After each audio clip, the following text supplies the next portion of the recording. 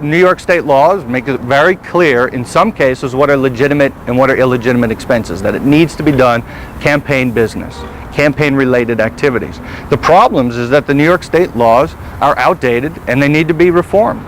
There is such a gray area that now we start to see these practices that then become the norm, which raises serious ethical questions. When Ms. Preston won the county executive's race and her annual salary more than doubled to over $90,000, she presented to the public that she was not going to take a county cell phone, she was not going to take a county car, that she was going to lead by example, that she was going to share in the sacrifice with her management team, all of whom received salary reductions. And yet now we've learned that she's been using her campaign funds to basically cover those costs. Preston has probably over 50 charges to her credit card, many of them unitemized, some of them at Wegmans, at Walmart, at local hardware stores, at local flower shops, at local pharmacies. We don't know exactly what was spent. Was that for the family picnic, $100 worth of steak roast, or was that for an actual fundraising event?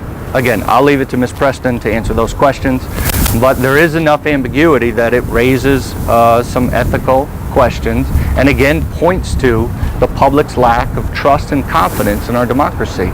Could you elaborate a little bit on your personal expenses? As far as you mentioned, the one credit card charge was the $100 for... I have one, and it was for less than $300 at Staples, and it provided all of our first petitioning and campaign supplies, clipboards, paper, ink cartridges, pens. What reform would you like to see? I would like to see full disclosure requirements. I'd like to see much stronger prohibitions on use of campaign funds for personal expenses. There's also discussions about public financing. I'd like to see how that's worked in other states that have employed that, and whether or not it will mean that the people we send to Albany are going to be doing the people's business instead of responding to the needs of their big donors. There's no shortage of ideas, and there's some great think tanks and experts who are working on this. What it's going to require is the political will and courage to get it done. What I'm going to do, and what I have always done, was when I first took office in City Hall, my commitment was to restore integrity and excellence to public service, to again bring nobility back to a profession that is so meaningful for functioning democracy.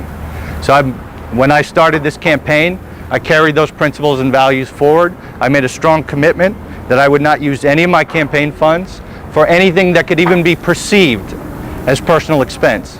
If you look at my July report, it's clean as a whistle. There's absolutely no improprieties.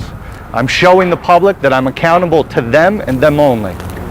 Secondly, I also, going forward as a first-time candidate, I realize that anytime we can build more transparency and trust into the system, we should do that. I'm committed to doing that. So going forward, every time that there is a credit card expense on my campaign filing report, if the report doesn't allow me to itemize it and make it very clear what it's for, I'm going to provide a voluntary supplemental form that I will post on my website so the constituents of Broome County know who I'm accountable, and it's to them and them only.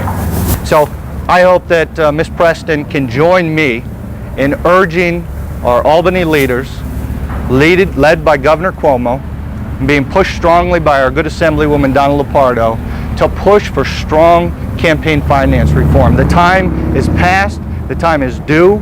We have to do this now if we want to restore integrity and public confidence into our democracy.